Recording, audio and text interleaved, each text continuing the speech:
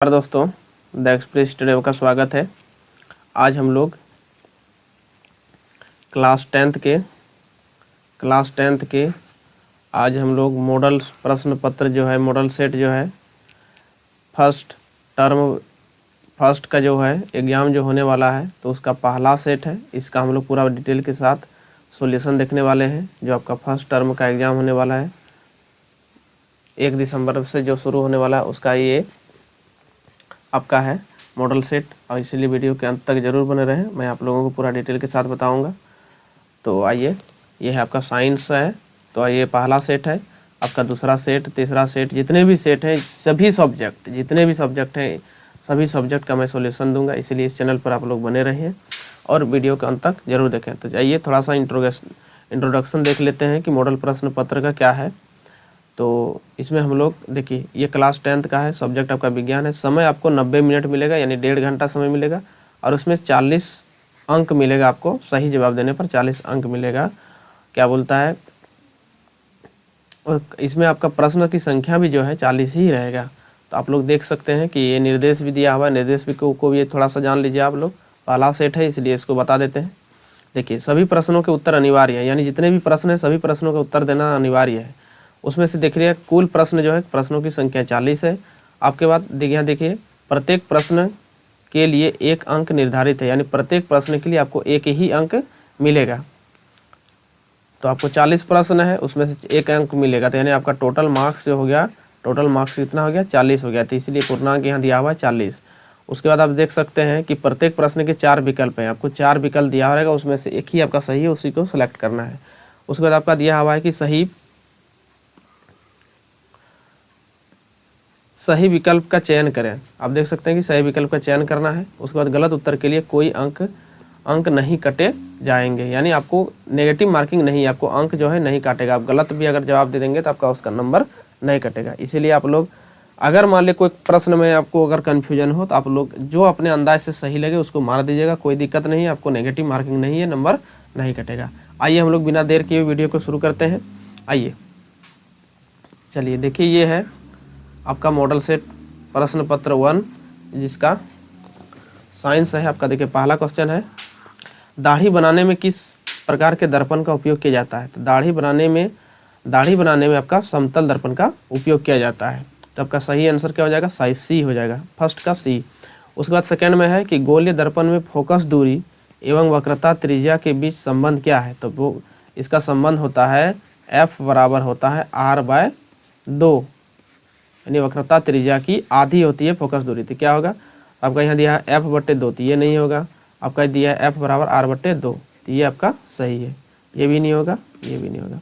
आपका बी 2 का आपका बी राइट आंसर। चलिए अगला क्वेश्चन है, तीसरा नंबर, कि प्रकाश के अपवर्तन की क्रिया में कौन सी भौतिक राशि अपरिवर्तित रहती है। तो आप देखिए, एक माध्यम से जब दूसरे माध्यम में प्रकाश की किरण प्रवेश करती है, एक माध्यम से दूसरे माध्यम में अगर प्रवेश करती है तो उसका वेग भी बदल जाता है और तरंगदैर्घ्य भी बदल जाता है। तो इसमें से जो है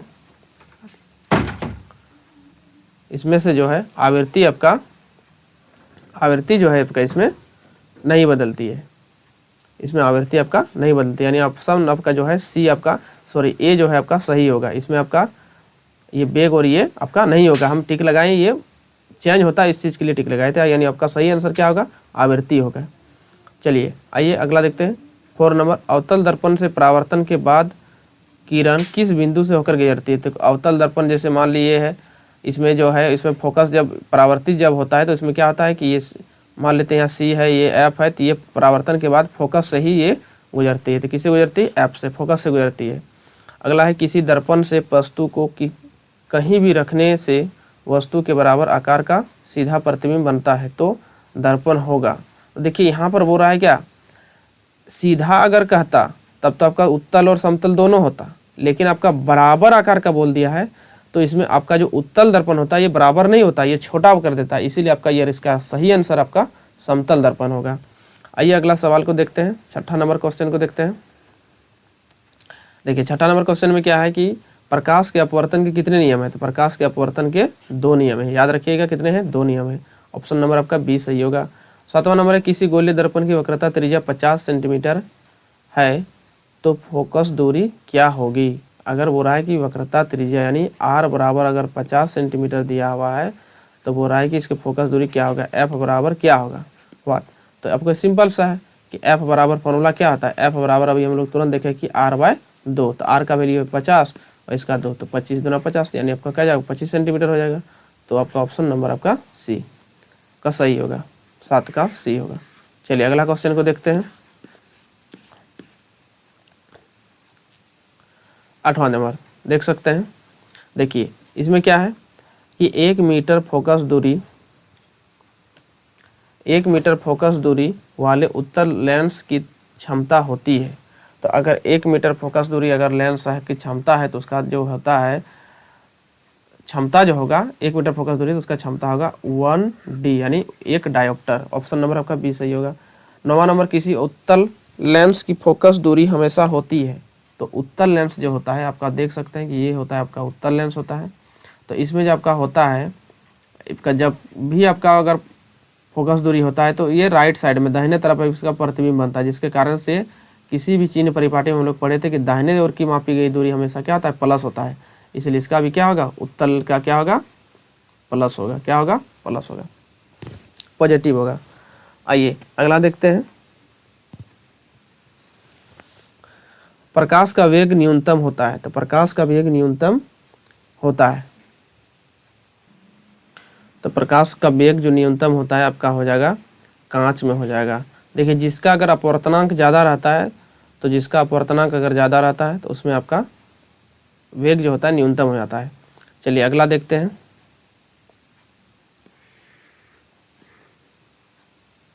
11 नंबर 4D क्षमता वाले अवतल लेंस की फोकस दूरी होगी 4D यानी 4 डायोप्टर पूरा 20 सेंटीमीटर होगा। तो देखिए फॉर्मूला इसका क्या होता है, तो P बराबर होता है 1/f होता है। तो हमको पूछा क्या है फोकस दूरी, तो f अगर हम करेंगे तो हो जाएगा 1/f हो जाएगा, तो सॉरी P 1/P हो जाएगा। तो 1/P होगा तो हो जाएगा 1/, कितना हो जाएगा 4 हो जाएगा। लेकिन देखिए ये मीटर में होता है, हमेशा कभी भी लेंस की क्षमता मीटर में होता है, लेकिन यहाँ पूछा क्या है सेंटीमीटर में। तो इसको क्या करेंगे मीटर में बदलने के सेंटीमीटर बदलने के लिए 100 से गुना कर देंगे, तो ये आपका कट जाएगा 25 सेंटीमीटर हो जाएगा। क्या हो जाएगा 25 सेंटीमीटर। तो आपका ऑप्शन नंबर का बी सही हो जाएगा। चलिए 12 नंबर क्वेश्चन में 12वां नंबर किसी उत्तल लेंस का फोकांशांतर 25 सेंटीमीटर है तो उसकी क्षमता क्या होगी। बोला है कि यहाँ पर उसका उल्टा जस्ट पूछ दिया कि अगर किसी उत्तल लेंस बोला है तो आपका फोकसांतर यानी एफ बराबर दिया हुआ है, ये आपका एफ बराबर दिया हुआ है इसका 12 नंबर का, ये 12वां नंबर का सॉल्व कर रहे हैं। एफ बराबर दिया हुआ आपका 50 सेंटीमीटर, लेकिन ये क्या है उत्तल लेंस का फोकस दूरी क्या होता है पॉजिटिव होता है। तो P अगर निकालेंगे तो क्या हो जाएगा 1/f हो जाएगा, तो 1/f हो जाएगा तो 50 1/50, लेकिन ये क्या दिया हुआ है सेंटीमीटर में दिया है। इसको मीटर में बदलने के लिए हम अगर करेंगे 100 से भाग देंगे तो ये क्या हो जाएगा 0.5 हो जाएगा। तो 0.5 हो जाएगा। इसको हम लोग अगर आगे अगर सॉल्व करते हैं तो 0.5 1/0.5, तो इसको पॉइंट को हटाएंगे ऊपर 0 तो ये हो जाएगा 5 दूना 10 यानी 2 हो जाएगा, +2 हो जाएगा। तो ये क्या हो गया D निकला, तो 2D हो जाएगा +2D। तो यहाँ पे देखिए ना माइनस भी दिया हुआ है, इसलिए ऑप्शन कन्फ्यूज नहीं करना है, इसलिए ये नहीं होगा, क्या होगा +2D होगा। क्यों, क्योंकि उत्तल लेंस पूछा गया। अगर यही अवतल रहता तो फिर माइनस हो जाता है, क्योंकि और उत्तल लेंस का जो होता है ये कटता है तो इसका प्रतिबिंब हमेशा राइट साइड में बनता है, इसलिए दाहिने ओर की दूरी मापी गई प्लस होता है, बाएं ओर की दूरी माइनस होता है। चलिए 13वां नंबर प्रकाश का वेग सर्वाधिक होगा। सर्वाधिक मतलब सबसे अधिक कहाँ पर होगा, तो याद रखिएगा निर्वात का मतलब होता है उसमें कुछ नहीं रहता है, यानी वहाँ पर हवा तक भी उपस्थित नहीं रहता है, उसको हम लोग क्या कहते हैं निर्वात कहते हैं। देखिए 14 नंबर है कि दिए गए प्रक्रम में कौन सा ऊष्मा क्षेपी है, 14 नंबर क्वेश्चन देख सकते हैं कि कौन सा ऊष्मा क्षेपी है। तो श्वसन एक ऊष्मा क्षेपी अभिक्रिया है, याद रखिएगा। उसका दिया है चिप्स के पैकेट में विकृत गंधिता से बचाने के लिए कौन सी गैस डाली जाती है। तो ये आपका इसमें कौन सा गैस डाली जाती है, नाइट्रोजन गैस डाली जाती है। आप लोग भी खाए होंगे चिप्स जो होता है, कुरकुरे जो होता है, इस सब में क्या डाला जाता है नाइट्रोजन गैस डाला जाता है, उसको विकृत गंधिता होने से बचाने के लिए। आगे देखिए जंग लगना किस प्रकार का है, तो जंग लगना एक संयोजन अभिक्रिया है। आगे देखिए कि दिए गए अभिक्रिया में किस पदार्थ का उपचयन हो रहा है। देखिए उपचयन का मतलब होता है, उपचयन दो चीज़ होता है, इसमें बहुत कन्फ्यूज होता है, इसलिए कन्फ्यूजन नहीं करना। उपचयन, उपचयन का मतलब होता है ऑक्सीजन में वृद्धि, यानी क्या होना चाहिए, वृद्धि। वृद्धि का मतलब प्लस, हम प्लस लिख दिए। और एक होता है अपचयन। अपचयन का मतलब होता है कि ऑक्सीजन में कमी, माइनस लिख दिए, ऑक्सीजन में कमी। तो यहाँ बोला क्या है, पदार्थ का उपचयन, किस पदार्थ का उपचयन हो रहा है। तो आपको देखना है कि किसमें ऑक्सीजन का वृद्धि हो रहा है। ऑक्सीजन का वृद्धि का मतलब पहले उसमें ऑक्सीजन उपस्थित नहीं था, बाद में उसमें ऑक्सीजन उपस्थित हो गया। तो आप देख सकते हैं, देखिए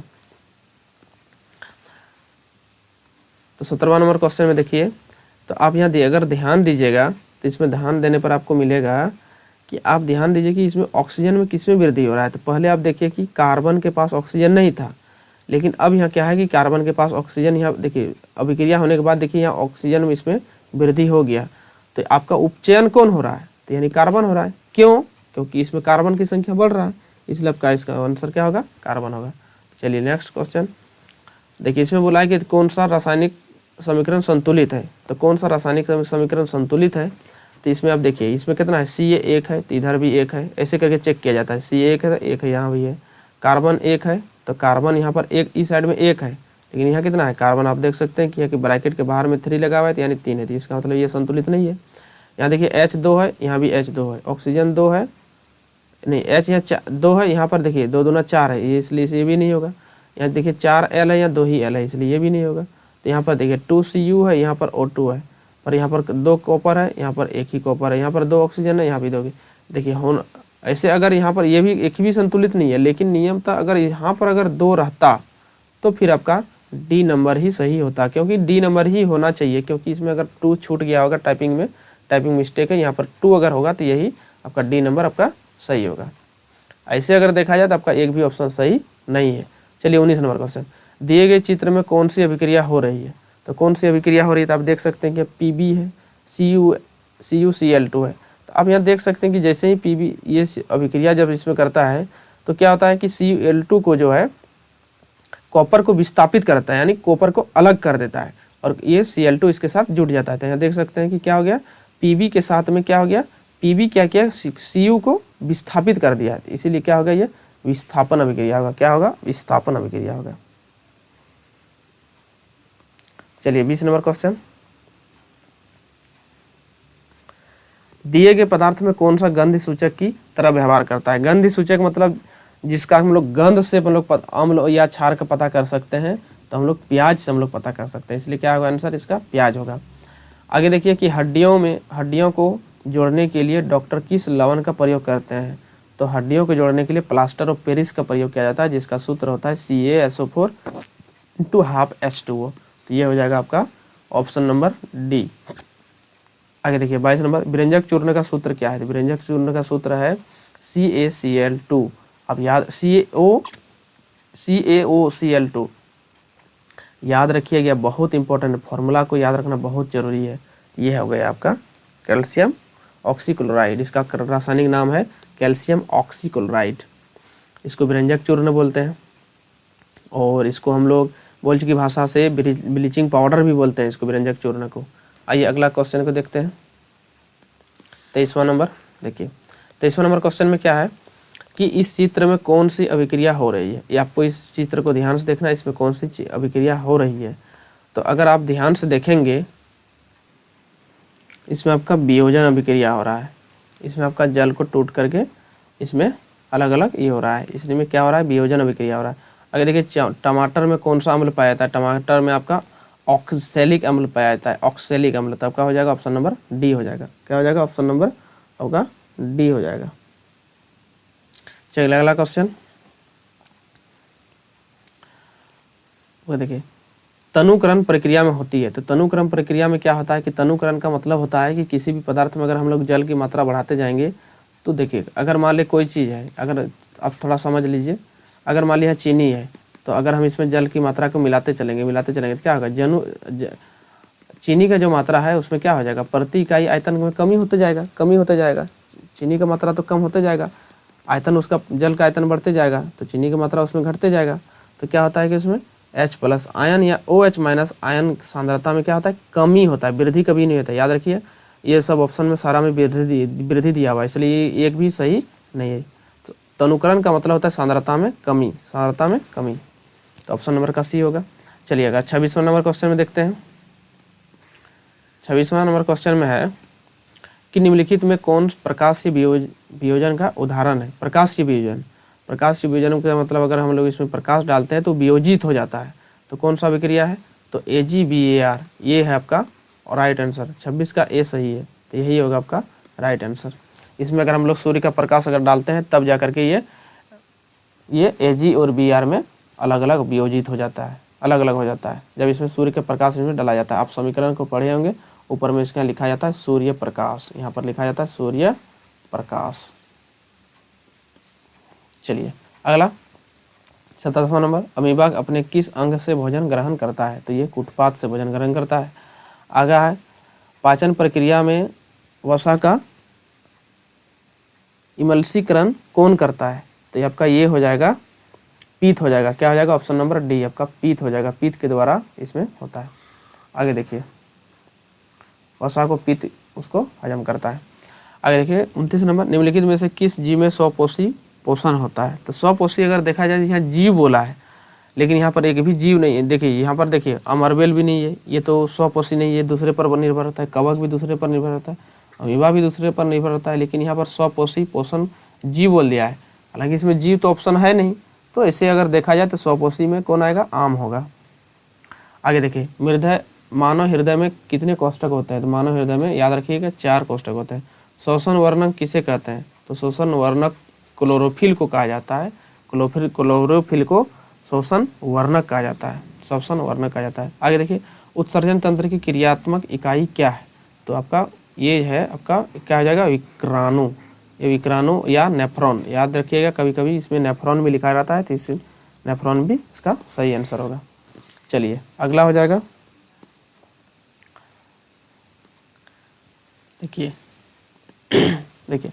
वृक्क की क्रियाशीलता कम होने पर रक्त को शरीर से बाहर निकालकर छानने की प्रक्रिया क्या कहलाती है, तो आपका देखिए इसको हम लोग अपोहन का भी कहते हैं। क्या कहते हैं इसको, अपोहन, या तो डायलिसिस कभी कहते हैं, अपोहन कहते हैं इसको, क्या कहते हैं, अपोहन। तो क्या हो जाएगा इसका, अपोहन हो जाएगा, याद रखिएगा। उसके बाद है देखिए जनन की मूल घटना क्या है, तो जनन की मूल घटना जो है आपको देखा जाए तो इसका मेरे ख्याल से इसका सी होगा कि DNA की प्रतिकृति बनाना, यानी DNA का जो है उसको मूल इसको घटना माना जाता है। आगे देखिए 35 में जो है 35वां नंबर में है दिया गया चित्र किस प्रकार का जनन को दर्शाता है, तो इसमें जो है ये आपका दिया गया है जो है इसमें बहुखंडन है। बहुखंडन का मतलब होता है कि 2 या 2 से अधिक जब खंडित होकर के एक नए जीव का निर्माण करता है उसको हम लोग बहुखंडन कहते हैं। यहाँ देख सकते हैं कि बहुत अधिक मात्रा में ये खंडित होकर के एक नए जीव का निर्माण करेगा, इसलिए इसको क्या कहते हैं, बहुखंडन कहते हैं। आगे देखिए कि नर युग्मक तथा मादा युग्मक के संलयन को क्या कहते हैं, तो उसको हम लोग याद रखिएगा नर युग्मक तथा मादा युग्मक, तो इसके संलयन को क्या कहते हैं, तो नर युग्मक और मादा युग्मक, तो ये आपका हो जाएगा शुक्राणु, और यहाँ पर हो जाएगा मादा युग्मक आपका हो जाएगा अंडाणु। दोनों का जब मिलता है उसको हम लोग क्या कहते हैं, निषेचन कहते हैं। क्या कहते हैं, निषेचन कहते हैं। जब दोनों मिलता है आपस में तो उसको निषेचन कहा जाता है। देखिए आगे लड़कों में यौवनारंभ के लक्षणों को नियंत्रित कौन का हार्मोन करता है, तो ये टेस्टोस्टेरोन नामक हार्मोन इसको लड़कों का नियंत्रित करता है यौवनारंभ के समय में, जिसके कारण से टेस्टोस्टेरोन के कारण से लड़कों में दाढ़ी मोच भी आ जाता है। और आगे देखिए 38वां नंबर कि शोर का स्थिरांक मान क्या है, तो शोर का स्थिरांक मान याद रखिएगा 1 किलोवाट मीटर प्रति स्क्वायर ये होता है।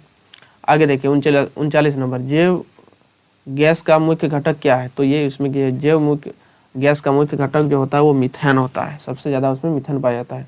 आगे देखिए कि महासागरीय ताप, ये लास्ट क्वेश्चन है, महासागरीय ताप ऊर्जा प्राप्त करने के लिए महासागर के पृष्ठ जल का ताप और 2 मीटर की गहराई के जल के ताप में कितना का अंतर होना चाहिए। याद रखिएगा, इसमें 20 डिग्री सेल्सियस का अंतर होना चाहिए। इसमें कितना होना चाहिए, 20 डिग्री सेल्सियस का, तब जाकर के हम उससे ऊर्जा प्राप्त कर सकते हैं। तब उसमें हम लोग 20 डिग्री का जब अंतर होगा तब हम लोग उसमें ऊर्जा उससे प्राप्त करके हम लोग बिजली उत्पादन कर सकते हैं, कुछ भी कर सकते हैं उसमें। यह था आपका लास्ट क्वेश्चन। इसलिए आप लोग इस चैनल पर अगर नए हैं तो प्लीज़ इस चैनल को सब्सक्राइब कर लें और अपने दोस्तों के साथ भी शेयर कर दें। जितने भी दोस्त हैं, भाई बहन बंधु जितने भी हैं, सबके साथ दोस्त इसको शेयर कर दीजिए। और इस चैनल पर आप लोग बने रहिए। आप लोग को सारा model set, English, Hindi, Sanskrit, जितने भी सब्जेक्ट है, मैथ का पूरा डिटेल के साथ, चाहे वीडियो लंबा क्यों ना हो, लेकिन आप लोग को पूरा डिटेल के साथ मैं बताऊंगा। इसलिए वीडियो के अंत तक आप लोग ज़रूर देखिएगा और आप लोग इस चैनल पर बने रहें और अपने दोस्तों के साथ भी शेयर कर दें। मिलते हैं नेक्स्ट वीडियो में, तब तक के लिए जय हिंद।